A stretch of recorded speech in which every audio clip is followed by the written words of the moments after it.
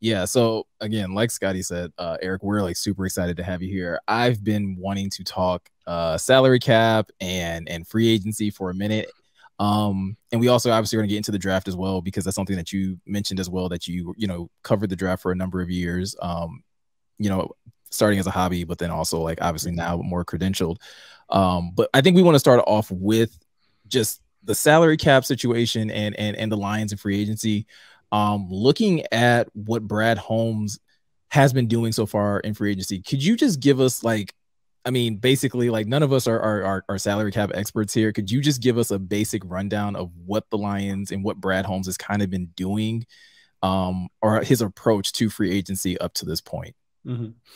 Yeah, his approach has been to reward players who they gave 1-year contracts to last year, who then perform admirably, and then he decided to reward them with new contracts for 2022. Now, the nice thing about the structure of a lot of these contracts is that there's not a ton of guarantees in them, and so you have a nice, I think, 79-man roster right now that they're walking into the draft with, and then 9 draft picks. So that's going to take them pretty close to the maximum of 90. But the way the contracts are structured is if you add a player at a position where you have depth and he's a better player than the bottom guy on the rung, well, then you can lose the bottom guy on the rung without taking a lot of cap penalties, right? And so that's a lot of what's happened, right? There's a ton of zero guarantee contracts, like over half of them are like that, right? And so you do have some of the re-signings that did have some guaranteed money, and then there was some creativity in how those were structured as well. Like you hear like Khalif Raymond got a 2-year $9 million contract. Well, that's not really what it was, right? Yeah. His cap hit this year is less than $2 million, and you only lose in the total contract is only worth 2.8, right? And so like it's not a end all contract, you know what I mean? That it looked like initially. And so a lot of the contracts have been like that. Like Charles Harris's is like that. And they've been really creative. Mike Disner is their cap guy, right? Okay. And Disner is a local guy. He's from Birmingham area. And they have tried to give out a lot of low cap hit contracts, but with some of the guys that they think are going to be hanging around like next year, they've added on some voided years, or they've given them multi-year contracts.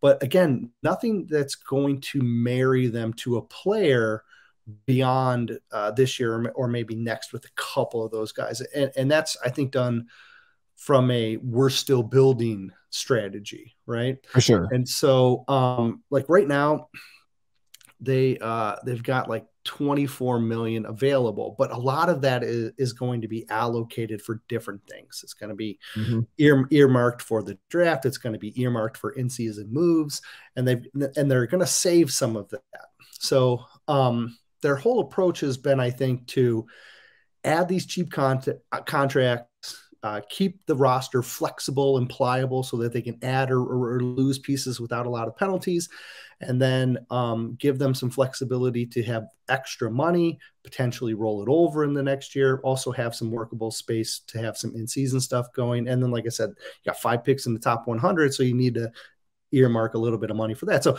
that's basically the approach, I guess. Okay. And I know I was a person that like, I think we all heard Brad Holmes say, like, once the offseason ended and a lot of questions came out about, like, okay, so how are you going to attack free agency? How do you go about, fixing this 3-13-1 team? And I think we all kind of probably incorrectly hung too much on the phrase player acquisition phase. Acquisition, right? Yeah, certainly. Like the minute that came out of his mouth, the first thing I think a lot of us thought was, okay, we're going to spend money in some kind of way. And John, I know you had a really good follow-up question to this, pertaining specifically to this point right here.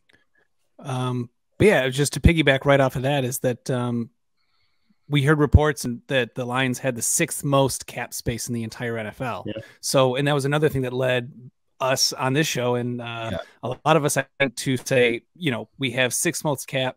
Our GM is saying we're in player acquisition, and then kind of very subtle little things happen. So I was wanted to ask you, does that give you any insight into maybe a longer term strategy, or like, why do you think it kind of played out the way that it did with sixth most cap and then the moves that they made? Yeah, I definitely think it's because it's year 2 of what is probably a 3-year rebuild to be competitive, right? Yeah. And their strategy is to build through the draft, right? So last year they added 6 draft picks, and then seven, and then they added a whole bunch of those UDFA guys who came in and contributed, and so they added a really nice base of young players. Now you're going to add another 9 plus some more UDFA guys.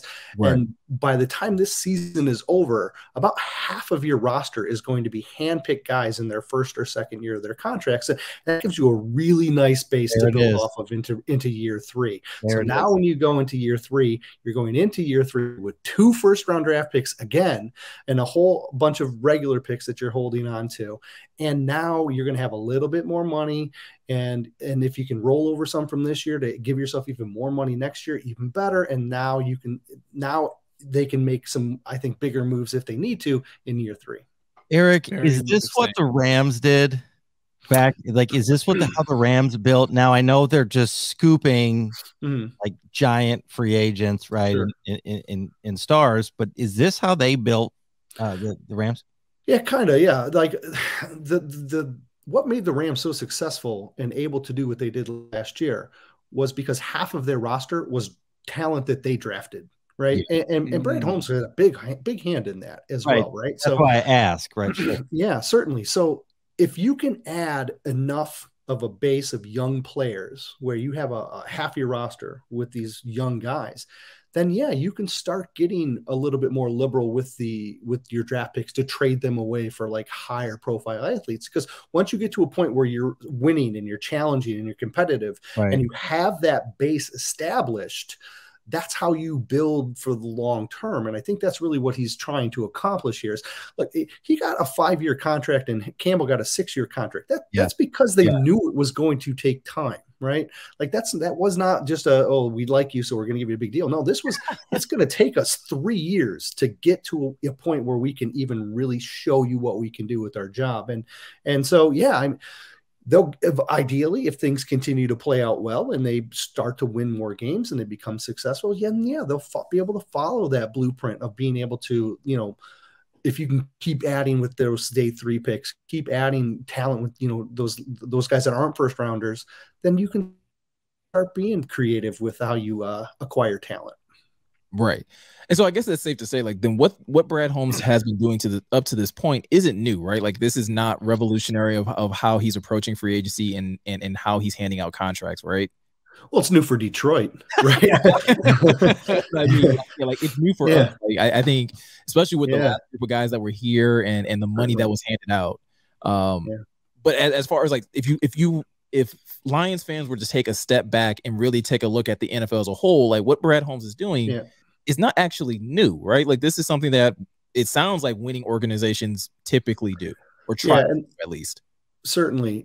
And the hard part is that the NFL is such a win now league that a lot of ownership won't give coaches and GMs the time to do this. But I think with the shift in ownership from Martha to Sheila, that Sheila has come in with a fresh approach and said, okay, we need to just take a beat, do this the right way, take our time, and understand, that we have to do things differently than what we've been doing the last couple decades.